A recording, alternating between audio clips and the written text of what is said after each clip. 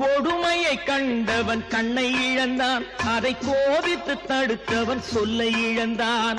கொடுமையை கண்டவன் கண்ணை இழந்தான், அதை கோபித்து தடுத்தவன் சொல்லை இழந்தான். இரக்கத்தை நினைத்தவன் பொன்னை இழந்தான். இரக்கத்தை நினைத்தவன் பொன்னை இழந்தான். இங்கு எல்லோர்க்கும் நல்லவன் தன்னை இழந்தான். எல்லோர்க்கும் நல்லவன் தன்னை இழந்தான். கடவுள் ஏன் கல்லானா? மனம் கல்லாய் போன மனிதர்களாலே.